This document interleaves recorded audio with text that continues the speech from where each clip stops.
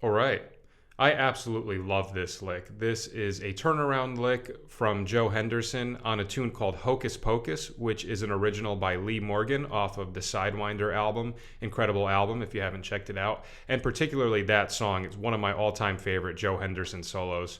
And we have a lot of really cool stuff going on in this lick. One of my favorite things about it is it has a great use of these 16th note triplet slurs, which is a sound that's very common on the saxophone. I think it's one of those types of patterns that lines up really nicely on that instrument, and I love seeing how stuff like that can translate over to the guitar. So we're doing a 3-6-2-5-1 in the key of F major. So for the 3 chord, we start up on an A note on our 7th fret of the 4th string, and we go like this. We do this A minor pentatonic scale. All the notes are straight up A minor pentatonic. So A, hammer on your pinky to C, then on the next string, pointer finger on D, hammer on your ring to E, and then middle finger goes to G, and then you go back down to E. So 4/16 and 2/8. So that works very nicely over the 3 chord. When you're playing over the 3 chord, you can think of a minor pentatonic scale if you want, and all of those notes line up really nice and clear. And then after that, we get into those slurs that I was talking about.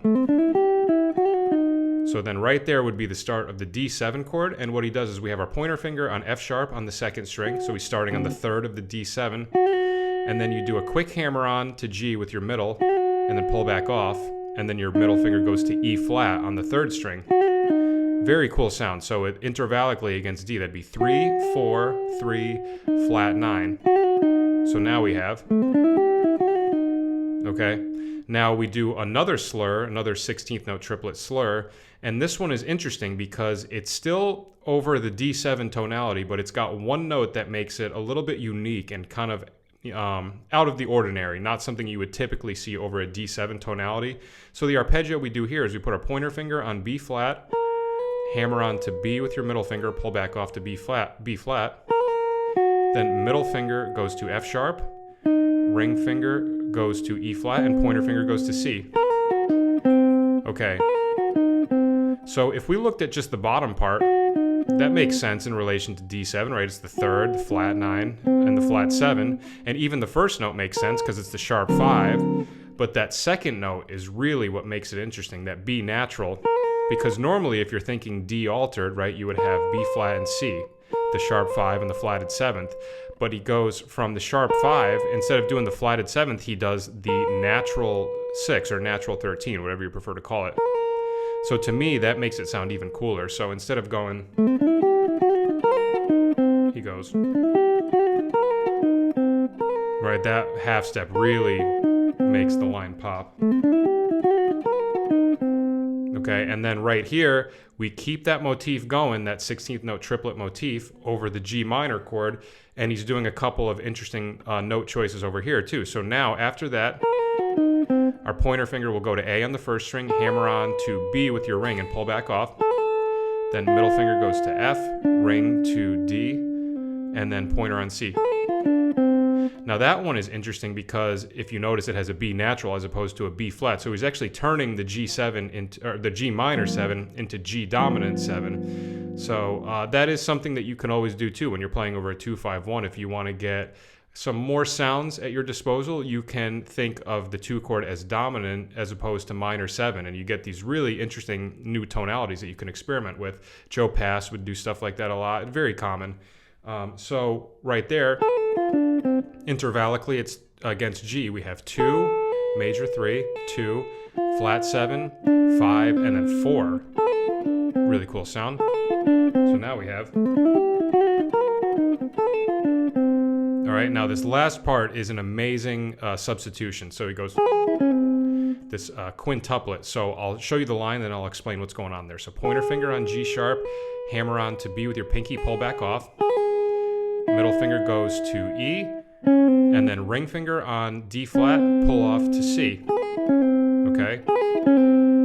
Then once you land on that C, that's like the beat 1 of the F major chord. So it resolves to the 5th of the 1 chord. Now this arpeggio is happening over the C7 chord. So if you actually look at these notes, it's a C sharp minor 7 arpeggio. So if you're unsure as to why that works over C7, It's pretty interesting. So we've talked about this in a lot of other episodes, but it's very common. It comes up all over the place. He's doing the tritone sub 2-5. So what that means is if C7 is our 5 chord, if we go a tritone away, that's F sharp 7, right? F sharp 7 is our tritone sub. Now, to get the tritone sub 2-5, you take this F sharp 7 chord and think of it as if it was part of a 2-5. What would the 2 chord be? It would be C sharp minor 7. So what he's doing right there is he's just thinking of the 2 chord of the tritone sub. So that's actually a pretty easy thing to start utilizing in your playing. All you have to do is go up a half step from the dominant chord and think a minor 7 arpeggio. Right. And that, for some people, can actually be a pretty easy transition because we're always taught that to play altered, right, you take your dominant chord, go up a half step, and think melodic minor. So if you just alternate that to Dorian, then all of a sudden you're playing over the tritone sub 2-5. So all you have to do is, instead of thinking C sharp melodic minor, take that C natural, lower it to B. And you get all of these new sounds now over that dominant 7 tonality. So really great sound. So that explains why he's doing that over that last C7 chord. Okay, so the whole thing, I'll do it really slow. 1, 2, 3, 4. 1,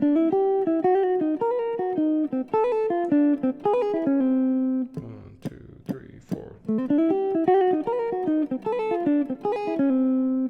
2, 3, 4. 1, 2, 3, 4. All right, so a lot of great stuff going on there. Just an incredible turnaround lick with these great slurs, great use of some chord substitutions, doing the 2 chord as dominant, and then also doing the tritone sub 2 over the 5 chord, right? So I know all of that is kind of a mouthful. So if you didn't understand everything we just went over, obviously rewind it as many times as you need. But that is our lick for this week. I hope you enjoyed it, and I hope you learned something. And as always, if you would like to donate, you can do so at patreon.com/MikeGaudetteMusic or paypal.me/MikeGaudetteMusic. That's our episode for this week. Thanks a lot for watching, and I will see you at the next episode. Take care.